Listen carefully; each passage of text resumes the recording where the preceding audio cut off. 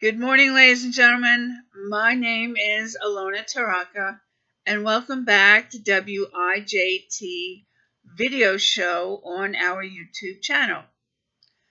Today, we're going to discuss Operation Apple, which is our nonprofit organization, and we have received 501c3 status. So that's congratulations on our part. And also, it brings together the American education system, student discipline policy legislation that needs to happen, not only in this country, but in other countries as well. So, this is why I am the executive director and global education czar.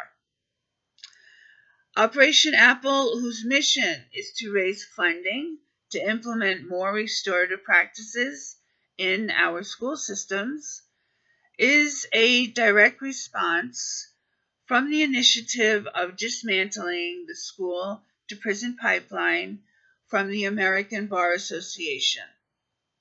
So if you go to their website, the American Bar Association, and search school to prison pipeline, you will see how much they are advocating for this change in our education system.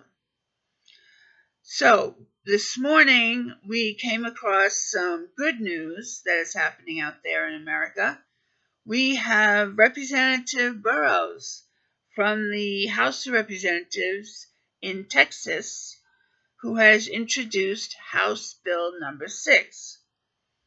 And also Governor Morrissey of West Virginia has SB 199 as new legislation that he has signed into law. So congratulations to West Virginia. And also, what we'd like to do is take this time, and I'm going to read a little bit about Operation Apple for those of you that are not familiar yet with our mission and what we are doing in the education system. All right. So let's see here. Excuse me for a moment.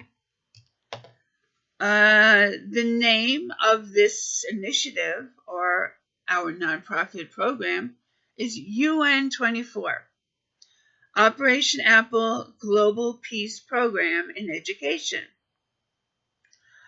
This strategy of student discipline reform is a response from the mission of the American Bar Association to dismantle the school to prison pipeline.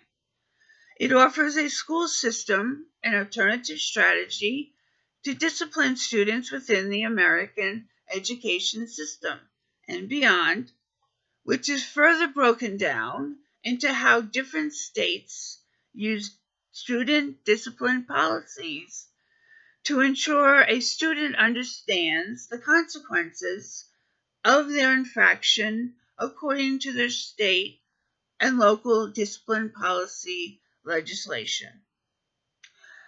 At Operation Apple, a nonprofit, we aim to educate state and local school systems about the differences of using zero-tolerance discipline consequences, such as detention, suspension, and expulsion, versus using restorative practice discipline consequences.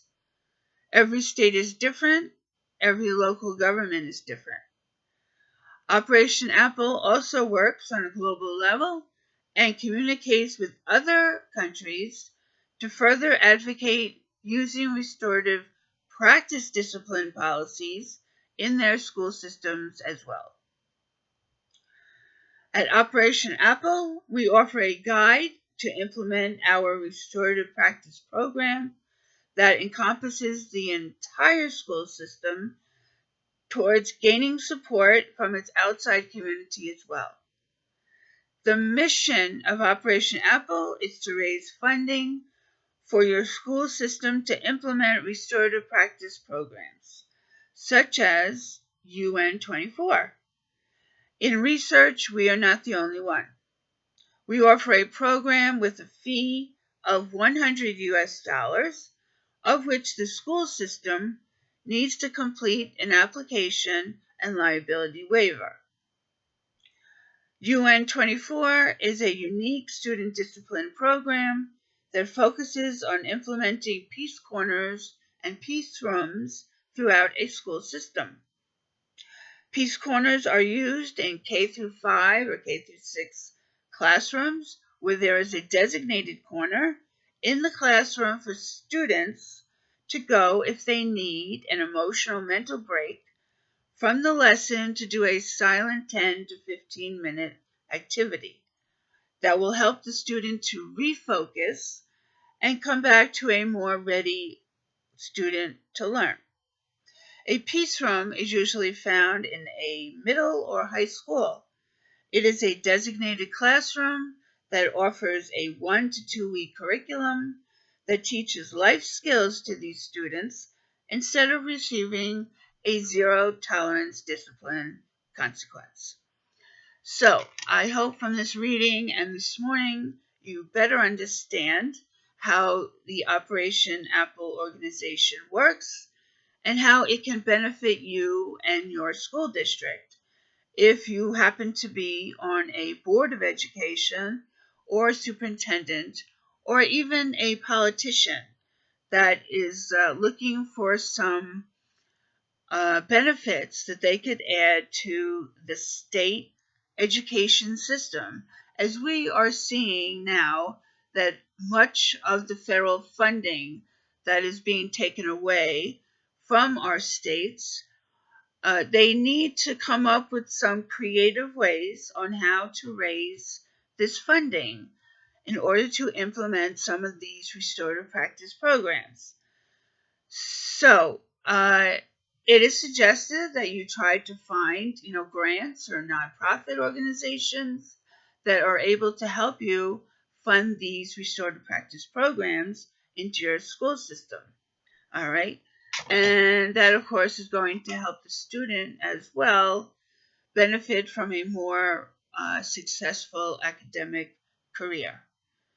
So, thank you very much for your time this morning and have a great day. Bye.